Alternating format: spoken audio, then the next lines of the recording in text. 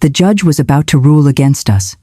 My daughter's lawyer had presented perfect evidence, 11 years of forged documents that looked completely real.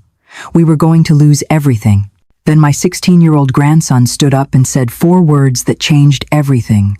"Check your email, Judge." The entire courtroom went silent. Even the court reporter stopped typing. My daughter Rachel's face went from confident to confused in less than a second. Her Harvard-educated lawyer dropped his pen.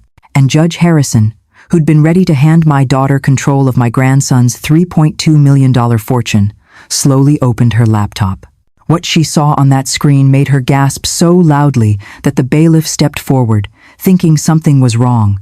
Something was wrong, but not in the way anyone expected. My grandson Ethan, the boy doctors said would never speak, never connect with people, never amount to anything, had just exposed 11 years of lies in a single email. What happened next destroyed my daughter so completely that she collapsed right there in the courtroom. The bailiff had to call for medical assistance, while her lawyer frantically tried to close his briefcase and leave. But Judge Harrison's next words stopped him cold. "Nobody leaves this courtroom until I review all of this evidence." That evidence would send my daughter to prison, grant me permanent custody, and reveal something about my grandson that even I never saw coming. By the end of what I'm about to tell you, you'll understand why a mother who abandoned her autistic 5-year-old son on my doorstep thought she could waltz back into his life 11 years later and take his fortune.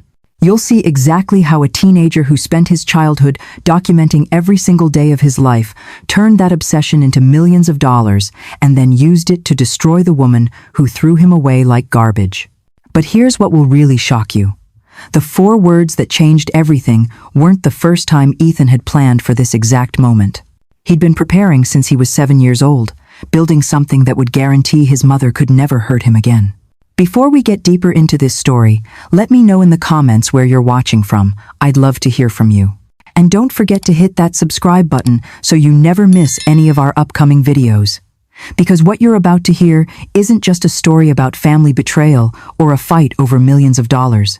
This is about a grandmother who gave up everything to raise a child the world had written off, and the brilliant way that child paid her back when it mattered most. My name is Vivian Cooper. I'm 68 years old, and this is the story of how I raised a grandson the world said was broken and how he became the one who saved us both. November 23rd, 2010, 9:47 p.m. I know the exact time because I was watching the news about a local mother who'd abandoned her child at a fire station. I remember thinking, what kind of person does that? Then my doorbell rang. When I opened the door, my daughter Rachel stood there, holding the hand of my 5-year-old grandson Ethan. She looked terrible. Her hair was unwashed, her clothes wrinkled, and she wouldn't meet my eyes. Ethan was soaking wet from the rain, rocking back and forth on his heels, clutching a broken toy robot against his chest. His eyes were fixed on something only he could see, and he was making a low humming sound that I'd later learn was his way of managing overwhelming sensory input. Rachel pushed him toward me without a word. When I asked what was happening, she finally looked up and her words hit me like a physical blow.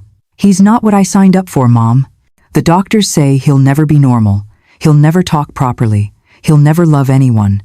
I can't do this anymore." Before I could respond, she shoved a small backpack into my hands. "There's $200 in there and some clothes. That's all I have." I grabbed her arm as she turned to leave, begging her to wait, to think about what she was doing. She yanked away from me with a force that surprised us both. "Don't call me. Don't look for me. I'm done." Then she was running to her car, leaving her son standing on my porch in the rain, still clutching that broken robot, still humming that same note over and over. I stood there for 17 minutes. I know because Ethan counted them out loud later, his first words to me 3 months after that night. 17 minutes, 14 seconds. That's how long you stood there. But in that moment, I was frozen, watching my daughter's taillights disappear into the darkness, while this small, wet child stood beside me, seemingly unaware that his mother had just abandoned him. When I finally moved, it was to kneel down beside him, careful not to touch him because something told me that would be wrong. I said his name softly. He didn't respond. I tried again. Nothing. Finally, I just opened my door wider and stepped back. After what felt like forever, he walked past me into my house, water dripping from his hair onto my hardwood floors, still holding that robot like his life depended on it. That first night was hell. Ethan screamed for 3 hours straight when I tried to help him change out of his wet clothes. Not crying, but screaming, a sound that made my elderly neighbor knock on my door at midnight to make sure everything was okay. Everything was not okay. When I tried to call Rachel, I got an automated message that her number was no longer in service. She'd canceled her phone before she even got to my house. The next morning, I took Ethan to see my pediatrician, Dr. Martinez, who'd been practicing for 40 years. After an hour with Ethan, he sat me down and spoke carefully. This child has severe autism spectrum disorder, Vivian. He needs specialized care, therapy, structure. Are you prepared for that? I wasn't prepared for any of it, but what choice did I have? The public school was my next stop. The principal, Mrs. Davidson, took one look at Ethan, who was arranging sugar packets in the office in perfect geometric patterns, and shook her head. We're not equipped for special needs children of this severity. You'll need to look into private programs or consider residential placement. Residential placement. She meant an institution. My neighbor Sharon was even more direct when she saw me struggling to get Ethan out of my car that afternoon. He'd locked his hands around the seatbelt and wouldn't let go. Maybe an institution would be better, Vivian. For both of you, you're not young anymore. This isn't your responsibility. But she was wrong about that last part. The moment Rachel drove away, Ethan became my responsibility. I just had to figure out how to help him. Then something happened on day 3 that changed my perspective entirely. I woke up at 5 in the morning to find my office door open. Ethan was sitting on the floor, surrounded by every pen, pencil, paperclip, and rubber band from my desk. My first instinct was frustration at the mess, but then I looked closer. He hadn't made a mess at all. Everything was arranged in perfect order, pens sorted by color and size, paperclips linked in chains of exactly 10, pencils arranged from shortest to longest, with the erasers all facing the same direction. The organization was beyond meticulous. It was mathematical, beautiful even. That's when I realized the truth. Ethan wasn't broken. His brain just worked differently than mine. And maybe, just maybe, that different way of thinking was actually a gift. I started documenting everything that first week. Call it a teacher's instinct from 35 years in elementary education. But something told me to keep records of everything. Every receipt, every medical appointment, every attempt to contact Rachel. I had no idea these mundane pieces of paper would one day save us in a courtroom, but something in my gut said to save it all. The first grocery receipt showed the special foods Ethan would eat. Only certain brands of crackers, only one type of juice box, only chicken nuggets from a specific company. That receipt, dated November 24th, 2010, would later prove Rachel's claim of sending money for Ethan's special dietary needs was a complete fabrication. The pediatrician appointment card from November 25th would contradict her testimony about being present for his medical care. The phone records showing 17 failed attempts to reach her, all going to a disconnected number, would destroy her story about maintaining regular contact. I even wrote a letter to Rachel's last known address, begging her to come back, to at least call, to let me know what Ethan needed. It came back 2 weeks later, marked return to sender, addressee unknown. I kept that envelope, with its red stamped rejection, in a folder marked Rachel. By December, that folder was already thick with evidence of abandonment. But I wasn't thinking about legal proof back then. I was just a desperate grandmother trying to understand how to care for a child who couldn't tell me what he needed, who screamed when the refrigerator hummed too loudly, who ate the same 3 foods every single day, who hadn't spoken a word since his mother left him on my doorstep. What I didn't know was that Ethan was documenting everything too, in his own way, storing every detail in that remarkable brain of his, building a case that would one day shock everyone who thought they knew what an autistic child was capable of achieving. Before we continue this story, drop a comment and let us know where you're watching from. We'd love to hear from you. If you enjoy true stories like this, be sure to like the video, subscribe, turn on the notification bell, and share it with someone who'd love it too. For 3 months, Ethan didn't speak. Not a single word. He would point at things he wanted, rock when he was upset, and hum that same low note when he was overwhelmed, but no words came out of his mouth. I tried everything, reading to him, singing, talking constantly about everything I was doing, but he remained silent. Then February 14th, 2011, Valentine's Day. I was getting his breakfast ready, the same breakfast he'd eaten every day since December, when he looked directly at me and said, "Cheerios?" "Please!" I cried so hard I couldn't pour the cereal. My hands were shaking as I filled his bowl, tears streaming down my face while he watched me with those serious dark eyes, probably wondering why I was making such strange noises. Those 2 words felt like winning the lottery after months of silence. Month 4 brought 2-word phrases. Want juice? Go outside? No touch. Simple combinations, but each one was a victory. By month 6, he was speaking in complete sentences, though they were matter-of-fact and precise, like he was reading from an instruction manual. The yellow cup contains apple juice. We will drive to the store now. I do not like that sound. Month 8 brought his first real question, and it was the one I'd been dreading. Where is my mother? We were sitting at the kitchen table, eating lunch, when he asked it. No emotion in his voice, just curiosity, like he was asking about the location of a missing toy. I told him the truth, that she had to go away, and I didn't know where she was. He nodded once, filed that information away, and went back to eating his sandwich, cut in perfect triangles, never squares. Month 10 was when he expressed his first clear emotion. I'm sad. That's all he said. Sitting on the living room floor with his toy cars lined up in perfect color gradients. When I asked why he was sad, he didn't answer, just kept arranging his cars.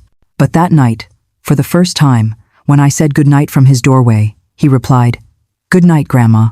The year 1 anniversary of his abandonment passed quietly. I didn't mention it, but Ethan knew.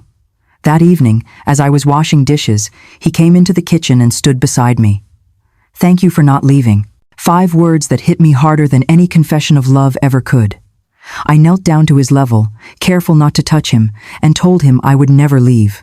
He nodded, seeming satisfied with that promise, and went back to his room where I could hear him arranging and rearranging something, creating order from chaos, the way he always did. The public school wanted Ethan in a special classroom, which turned out to be a converted storage room with 3 other kids and a teacher's aide who spent most of her time on her phone while educational videos played on repeat. I observed for 1 day and pulled him out immediately. The principal, Mrs. Davidson, called me unreasonable. Your expectations are too high, Mrs. Cooper. Children like Ethan have limitations. We're doing our best with limited resources. I told her that her best wasn't good enough and that Ethan deserved better than a storage closet and forgotten potential. She actually laughed at me. Mrs. Cooper, that boy will never mainstream. He can't handle a regular classroom. I looked her straight in the eye and said, watch me prove you wrong. The IEP meeting was a battle from start to finish. 6 school administrators sitting around a table, telling me all the things Ethan couldn't do, would never do, shouldn't be expected to do. I came armed with my own evidence. Reports from his private speech therapist showing his vocabulary was actually above age level. Work samples showing he could complete math problems 2 grades ahead. Documentation of his reading comprehension that would shame half their regular education students.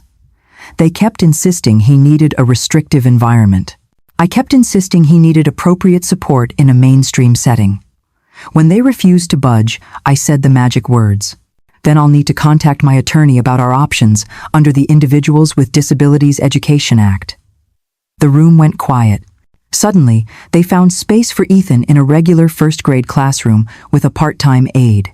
But the real shock came when I cleaned out Ethan's backpack after his first week in mainstream. Between his perfectly organized notebooks and color-coded folders, I found an old tape recorder I'd given him to practice speaking. He'd been recording everything, every conversation, every instruction, every comment made about him when adults thought he wasn't listening. I pressed play on one recording and heard his teacher, Mrs. Peterson, talking to the aide. I don't know why they insist on putting these kids in regular classrooms. He's never going to amount to anything. He just sits there like a little robot. It's a waste of resources. My blood boiled. But then I heard Ethan's voice on the recording, speaking so quietly the teacher didn't hear him. That's not true. I'm not a robot. I understand everything. I just think differently. That's when I realized my grandson wasn't just aware of how people saw him. He was building a defense against their prejudice, one recording at a time. By age 7, Ethan had developed an obsession with truth. Not honesty, which implies moral choice, but truth, which is absolute and verifiable. Facts, data, proof. He started photographing every meal before he ate it, holding up that day's newspaper next to his plate to timestamp it. He created logs of every interaction, writing down who said what, when, and where. I found notebooks filled with entries like October 3, 2:47 p.m., Mrs. Johnson said I would never learn to read properly. October 3, 2:52 p.m., I read page 47 of Harry Potter out loud to prove her wrong. He was building an evidence file of his own existence, creating an indisputable record that he was here, he was learning, he was proving everyone wrong who said he couldn't. His documentation system was more sophisticated than anything I'd seen from graduate students. He created spreadsheets of daily activities with columns for time, duration, participants, and outcomes. He tracked patterns in everything. Which routes to school had fewer sensory triggers, which times of day he focused best, which foods caused stomach problems, and which ones didn't. When I asked him why he needed to record everything, his answer broke my heart and filled me with pride at the same time. Because Mom said she'd come back. But she lied. Now I record everything so no one can lie to me again. He said it matter-of-factly, like stating that water is wet or the sky is blue, but I heard the hurt underneath the logic. One night, I found him at his desk at 2 a.m, transferring all his handwritten notes into a computer file. "Ethan, you need to sleep," I told him. "In a minute, Grandma. I'm creating backup files. If something happens to the physical copies, I'll still have proof." "Proof of what?" I asked. "Proof that I exist. Proof that I'm learning. Proof that everyone who said I was broken was wrong." That's when I understood this wasn't just autism driving his need for order and documentation. This was survival. This was a child who'd been abandoned and dismissed, building an impenetrable fortress of evidence that he mattered, that he was capable, that he was worth something, despite what his mother and the world seemed to think.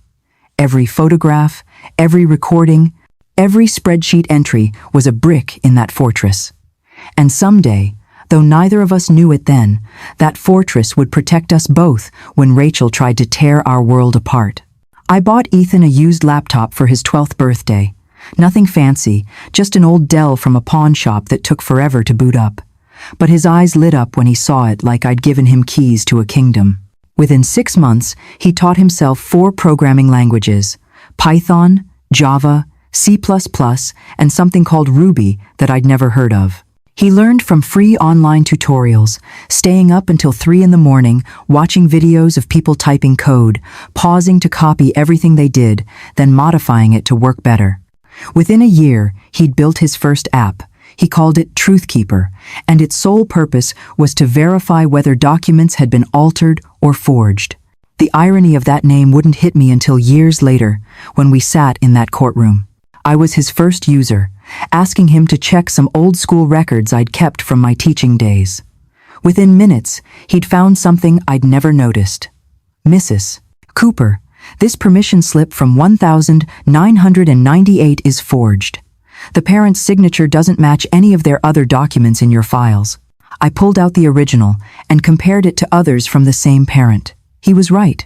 A student had forged their parent's signature for a field trip over 20 years ago, and my grandson's program had caught it in seconds. But what really shocked me was when Mr. Davidson, the new technology teacher at Ethan's school, saw his code during a parent showcase. He pulled me aside, looking stunned. "Mrs. Cooper, this is graduate-level programming. I've seen doctoral students who can't write code this clean." Ethan was in 7th grade. The way Ethan explained it to me later, programming made sense to him in a way human interaction never did. Computers follow rules. They don't lie. They don't pretend to be something they're not. They don't abandon you. If something goes wrong, there's always a logical reason, a bug you can find and fix. He spent every free moment improving Truthkeeper, adding features I couldn't even understand. document timestamp verification, metadata analysis, signature pattern recognition, statistical probability calculations for detecting anomalies. He turned his need for truth into code, transforming his trauma into technology that could protect others from deception. While other kids played video games, Ethan built what he called the archive, a complete digital record of his entire life. By 13, he'd installed security cameras in our house, all connected to his computer. By 14, he was backing up everything to multiple cloud servers using encryption methods he'd developed himself. By 15, the archive contained over 10,000 photos with metadata intact, 3,000 hours of audio recordings, every document that had ever passed through our house scanned and verified, all protected by blockchain technology that made tampering impossible. He'd even developed AI pattern recognition for detecting forgeries, teaching the computer to spot fake signatures the way he'd learned to spot fake smiles.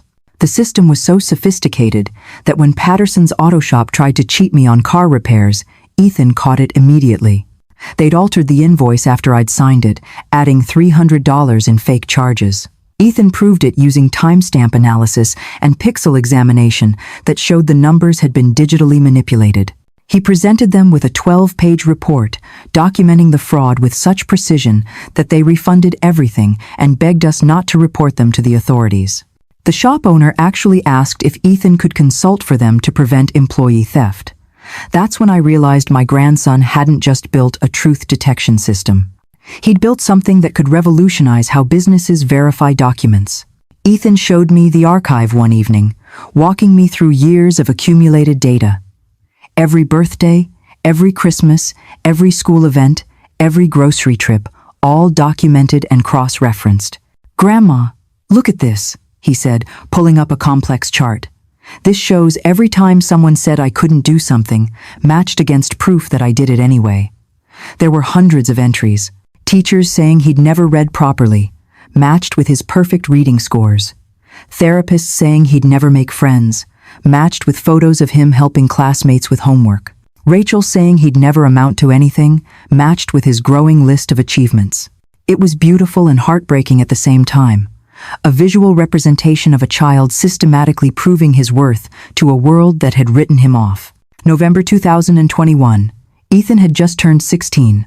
A tech company called Veritas Corp approached him after seeing his system at the state science fair, where he'd won first place competing against college students.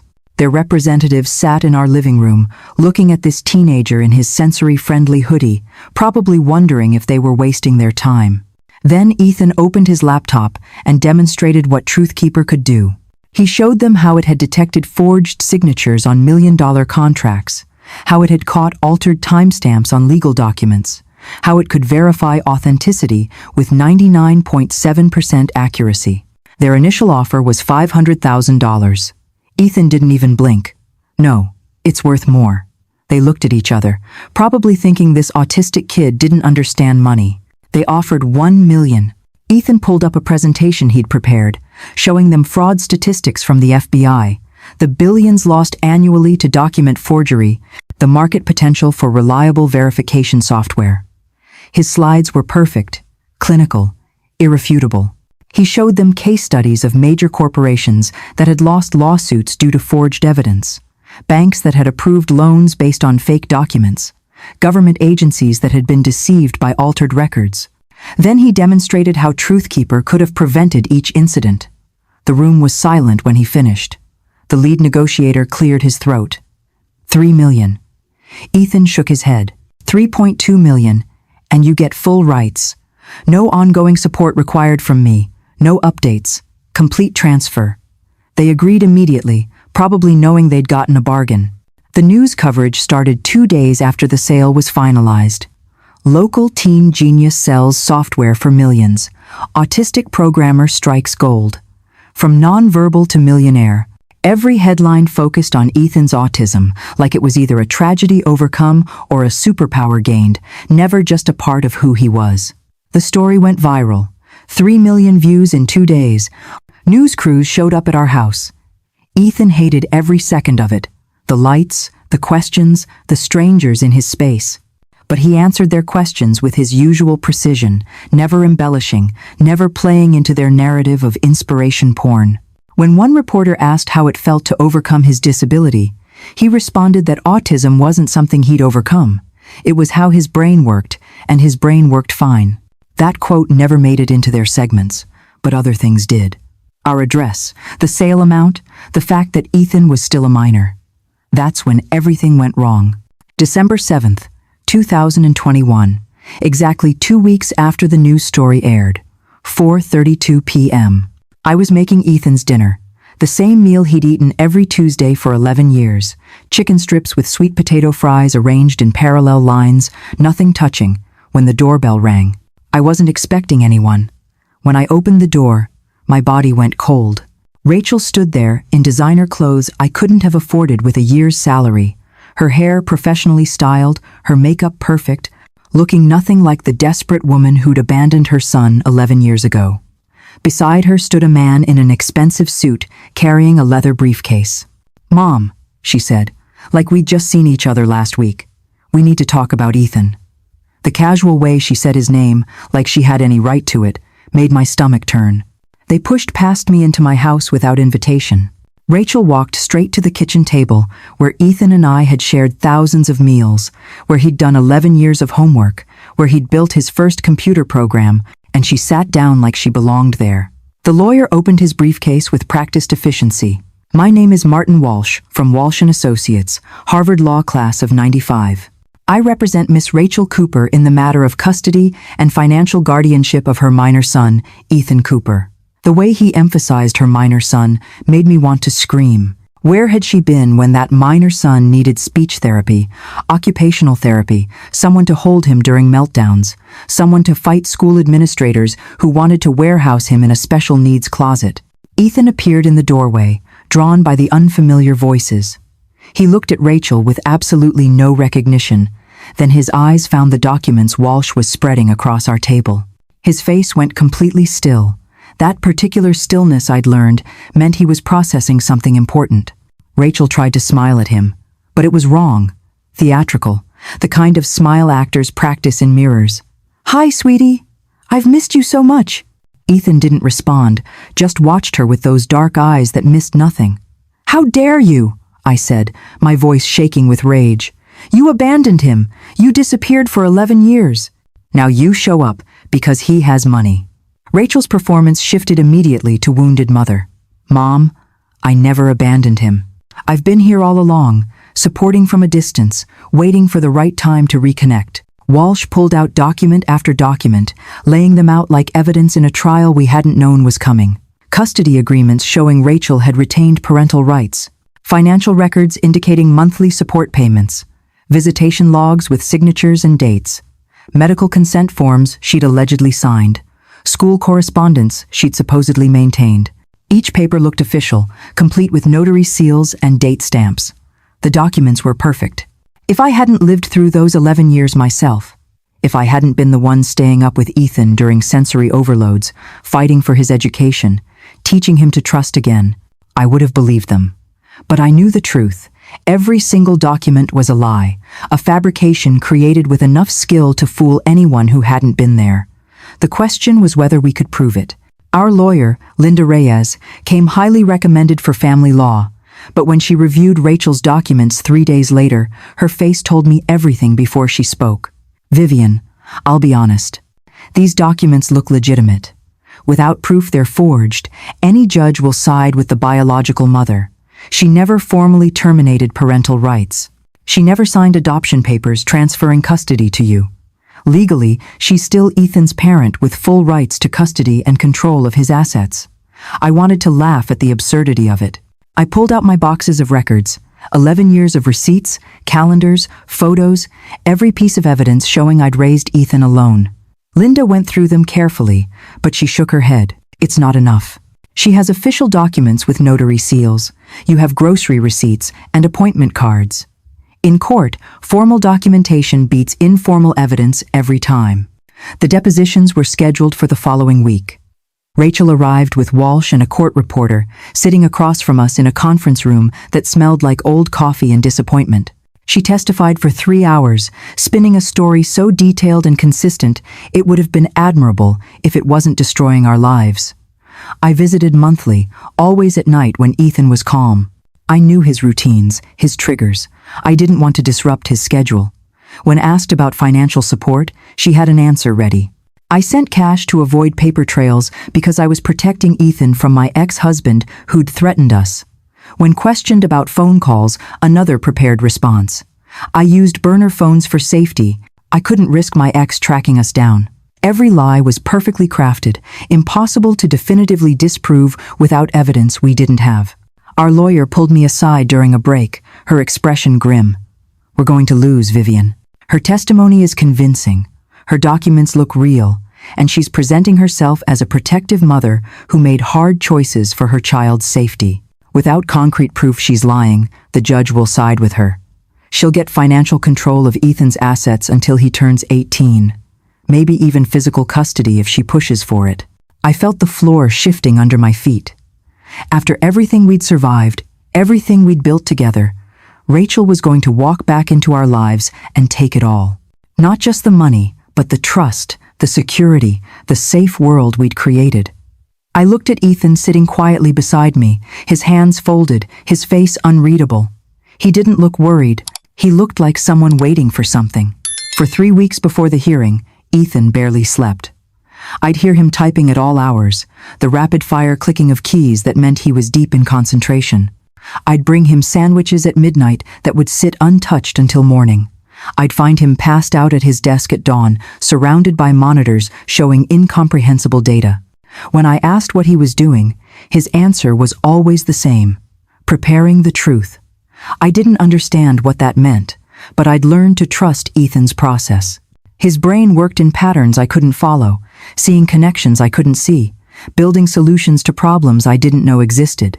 What I didn't know was that Ethan had been preparing for this moment since he was 7 years old. Every recording, every photograph, every document in the archive hadn't just been about preserving memories or proving his capability. It had been about protecting us from exactly this scenario.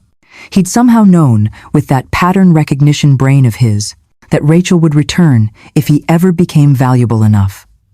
Every document she'd submitted to the court had already been processed through Truthkeeper before he'd sold it, analyzed and cataloged and marked. The archive contained something special, something he'd never shown me, something he'd been saving for the moment his mother tried to reclaim him. The night before court, I was a wreck. I couldn't eat, couldn't think straight, kept imagining Rachel taking Ethan away, controlling his money, destroying everything we'd built. Ethan found me crying at the kitchen table at midnight, the same table where Rachel had spread her forged documents like poison. He sat down across from me, something he rarely did without being asked. "Grandma, tomorrow in court, let her talk. Let her say everything. The more she lies, the better." I stared at him through my tears. We were about to lose everything, and he wanted her to keep lying. "Trust me," he said, and for the first time in 11 years, he reached across the table and touched my hand. His fingers were cold, but steady. "I've been preparing for this my whole life. She thinks she knows what I'm capable of. She's wrong." December 29th, 2021, Courtroom 4B, Judge Patricia Harrison presiding. The woman who would decide our fate. She was in her 60s with steel gray hair and eyes that seemed to catalog every detail. Rachel and Walsh sat at the plaintiff's table, looking confident, prepared, righteous even. We sat at the defendant's table, and I'd never felt more like a criminal despite having done nothing but love and raise an abandoned child. Walsh stood first, his opening statement polished from what must have been hours of practice. "Your Honor, we're here today to correct a terrible misunderstanding that has kept a mother from her son for over a decade. My client, Rachel Cooper, never abandoned her child. She made the difficult decision to allow her mother to provide stability while she dealt with personal challenges, but she maintained consistent involvement through financial support, regular contact, and continued parental oversight." He displayed Rachel's evidence on a screen for everyone to see. Each document looked more official than the last. Custody agreements with proper legal language, bank records showing monthly deposits, phone logs indicating regular calls. medical forms with her signature authorizing treatment, a letter from a therapist confirming she'd sought help for parenting an autistic child. The judge examined each piece carefully, making notes, nodding occasionally. Then, Rachel took the stand. She cried at exactly the right moments, her voice breaking when she talked about missing Ethan's birthdays, but being too afraid of her ex-husband to attend. She described late-night visits when Ethan was asleep, sitting in his room just to watch him breathe. She talked about sending money in cash to avoid being tracked, calling from different phones for safety, living in fear but never stopping her support. Judge Harrison looked at our evidence next. My boxes of receipts, calendars, photographs. She was respectful, but I could see the doubt in her eyes. These documents showed I'd been Ethan's caregiver, but they didn't prove Rachel hadn't been involved. They didn't prove her documents were fake. They were just the everyday paperwork of raising a child, not legal proof of abandonment. Then the judge spoke the words I'd been dreading. Mrs. Cooper, your records show admirable dedication to your grandson's care, but without formal custody papers, without proof these documents are forged, the biological mother's rights supersede informal arrangements. You never filed for legal guardianship. Miss Rachel Cooper never signed away her parental rights. In the eyes of the law, she remains Ethan's legal parent, with full rights to custody and financial oversight. We were losing. I could see it in everyone's faces. Linda, our lawyer, had stopped taking notes. The court reporter looked sympathetic. Even the bailiff seemed uncomfortable. We were about to lose everything. Then Ethan stood up. No warning, no discussion with our lawyer, just stood like he'd been waiting for this exact moment. 16 years old, facing the mother who abandoned him when he couldn't even speak, and he said 4 words that changed everything. Check your email, Judge. The courtroom went completely silent. Judge Harrison looked confused, then annoyed. Young man, what did you? She stopped mid-sentence as she opened her laptop. Her expression changed from irritation to confusion to absolute shock. How did you? What is this? Her voice had gone quiet, almost whispered. Walsh jumped up from his chair, objecting to whatever was happening, but the judge held up her hand for silence, her eyes never leaving her screen. Your Honor, I've sent you access to the archive. 11 years of documented truth. Every single day of my life since December 1st, 2010. Ethan's voice was calm, clear, the same tone he used when explaining how his programs worked. The archive contains security footage from ATM cameras on our street, showing Miss Cooper never visited our home after November 23, 2010. It includes cell tower data, proving her phone was never in our area on any of the dates she claims to have visited. Her social media posts from those exact dates show her in different cities, at parties, on vacations, living a child-free life. The metadata from her submitted documents proves they were created 14 days ago, immediately after the news coverage of my software sale. Bank records show she paid the notary $5,000 to backdate false documents. The judge was scrolling through her laptop, her eyes getting wider with each piece of evidence. Rachel had gone pale, gripping the table like she might fall over. Walsh was frantically whispering to her, but she wasn't responding. She was watching Ethan with the dawning realization that the child she'd dismissed as broken had just systematically destroyed every lie she'd told. But Ethan wasn't finished. Your Honor, every piece of evidence in the archive is blockchain verified, tamper-proof, and admissible in court. I designed the system specifically to prevent document fraud. The same system Veritas Corp bought for $3.2 million.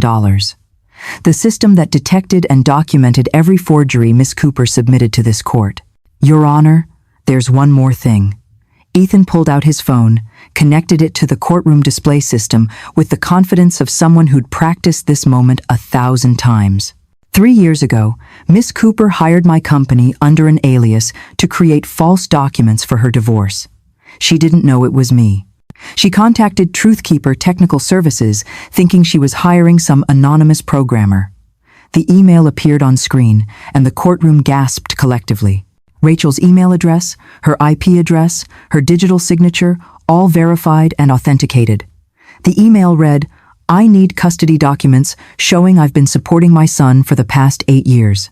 I'll pay $50,000 for documents that will pass court inspection. I have no children to complicate the divorce, but my ex might claim I do to get more money. I need proof. I'm a good mother, just in case. But that wasn't the worst part. Ethan displayed the entire email chain.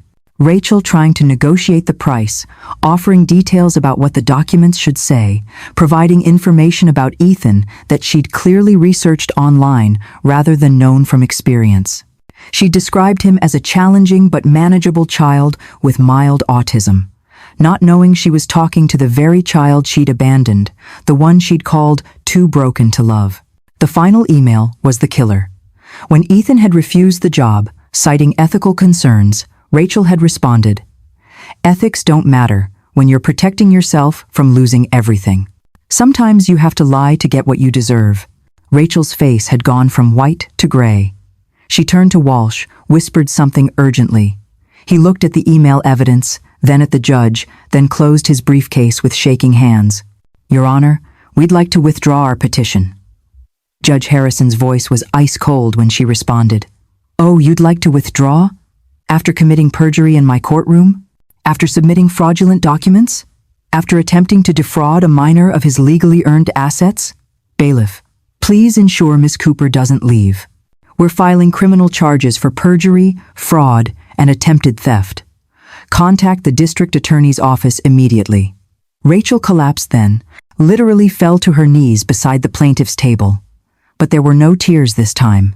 Just the blank shock of someone who'd gambled everything on a lie and lost to the truth she never thought would catch up to her. Rachel got 18 months in prison and 3 years probation. The restraining order is permanent. But that's not the real ending to this story. The real ending is what happened after the courtroom drama faded and life returned to something like normal, though normal for us had always been different anyway. Ethan used part of his money to start the Cooper Foundation for abandoned autistic children, providing resources for grandparents and relatives who suddenly find themselves raising kids with special needs. He hired 12 autistic adults for his new technology company, including Marcus, who'd been told he'd never work anywhere but a sheltered workshop, and Sarah, who'd been institutionalized at 15 because her parents couldn't handle her meltdowns. Now Marcus leads the quality assurance team, and Sarah manages customer communications through written channels, never having to speak on the phone, which would trigger her anxiety. That broken robot from the night Rachel left Ethan on my doorstep sits on his desk now, perfectly repaired with parts he ordered online and assembled himself. He spent 3 days fixing it, treating it like the most important project he'd ever undertaken. When I asked him why he kept it after everything, he said it reminded him that broken things can be fixed if someone cares enough to try. Every morning, I still make him the same breakfast he's eaten for 11 years. 2 eggs scrambled but not too dry, whole wheat toast cut diagonally, orange juice in his yellow cup that's now chipped and faded, but still his favorite. We eat together in comfortable silence, 2 people who learned that love doesn't always need words to be real. Last week, Ethan asked me something that stopped my heart for a moment. "Grandma, do you think Mom ever loved me?" We were sitting at the kitchen table after dinner, and he asked it the same way he might ask about the weather, but I knew the question had been building in him for years. I told him the truth, because that's what we do, Ethan and I. We tell each other the truth. "I don't know if she ever loved you, Ethan, but I do. And that's enough." He thought about that for a long moment, processing it the way he processes everything, thoroughly and completely. Then he nodded once. "You're right. It is enough. It always was. Some people ask if I regret those 11 years. If I'm angry about the sacrifices, the lost retirement, the trips I never took, the freedom I gave up. Here's my answer. Every morning, I watch a brilliant young man eat breakfast at my table. A young man the world said would never speak, never connect with others, never succeed at anything meaningful. He proved them all wrong, not by becoming normal, but by being extraordinary exactly as he is. I got to witness every moment of it. Every word he learned to say, every barrier he broke through, every person who underestimated him and got proven wrong. That's not a sacrifice. That's a privilege. And if you're watching this thinking about a child in your life who's been labeled as different, broken, or too difficult, remember this. Different doesn't mean less than. Sometimes it means extraordinary. You just have to be willing to see it. What would you have done if you were in my place? Would you have taken in that abandoned child, fought those battles, spent those sleepless nights? Or if you were in Ethan's position, could you have forgiven the woman who threw you away? Share your thoughts below, because every story like ours helps another family know they're not alone. And if you haven't subscribed yet, what are you waiting for? Stories like Ethan's need to be heard, and honestly, if you can watch this entire journey and not hit that subscribe button, tell me why in the comments. What more could you possibly need to see? Because there are thousands of Ethans out there, and their stories deserve to be told too.